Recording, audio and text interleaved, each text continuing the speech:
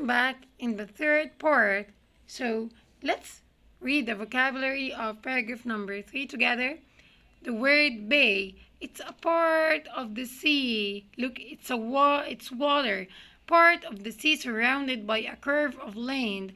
It has another meaning which means a horse of a dark brown color. Then, vast. It's an adjective, means very large in area, size, or amount, like enormous and gigantic. Expanse. It's a noun. It means an uninterrupted space or area, like very wide space. It's not interrupted. Raging. It's a noun, very powerful or strong. Blizzard. It's a noun, a snowstorm with very strong wind. So, what about blizzard? It's a snowstorm with very strong wind. Reindeer. Look at the reindeer. It's a deer with large antlers. It's a deer with large antlers. The big horns. Coast. So, coast is a land. It's a noun. The land beside or near the sea or the ocean. So, coast is land. Bay is water. Tangle up. Can you see Rapunzel here? It's tangled up, like trapped in her hair. So, to twist something into an untidy mass or to be trapped in something. Okay, let's complete paragraph number 4. His lead dog was 12-year-old Togo. Crossing the frozen sea was the most difficult and dangerous part of the journey. The ice was breaking up. Once the whole team was stranded on an ice floe. Togo had to jump 1.5 meters across freezing water. The harness broke, but Togo jumped into the water, took the harness in his mouth, and pulled the ice together until it was safe for the rest of the team to jump. Wow, it's risky, adventurous by the way. They reached the next team on 1st February. The medicine was quickly carried to the last team, which was led by Bolto. It's another dog. So what happened here? What did Togo do?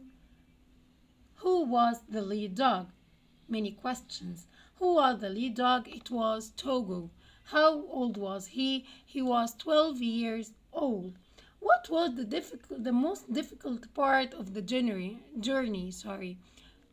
was crossing the frozen sea. So the most difficult and dangerous part was to cross the frozen sea.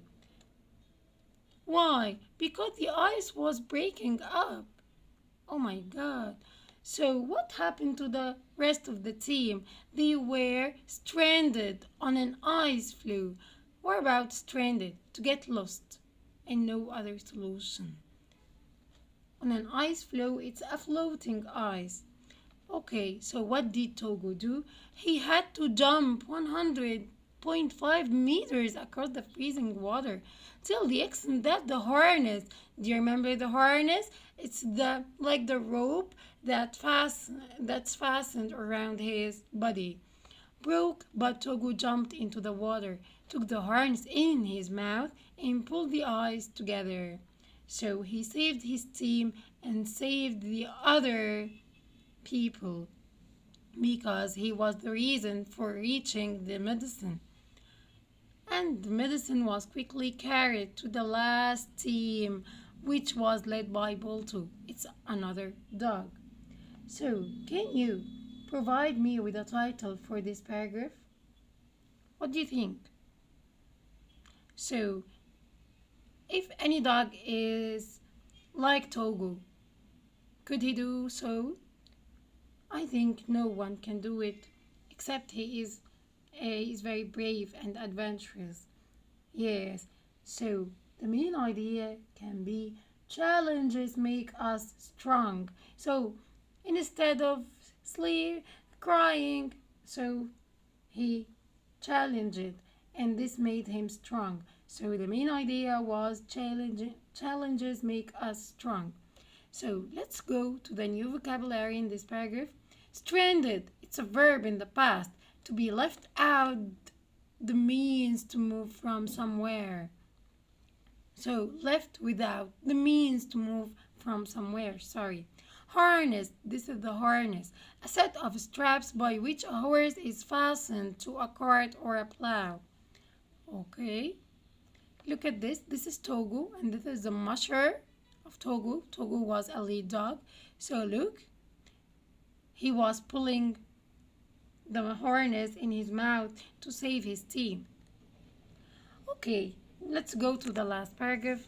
Bolton wasn't usually a lead dog, but he was only 3 years old. The musher wasn't sure that Bolton had the strength and obedience of a lead dog.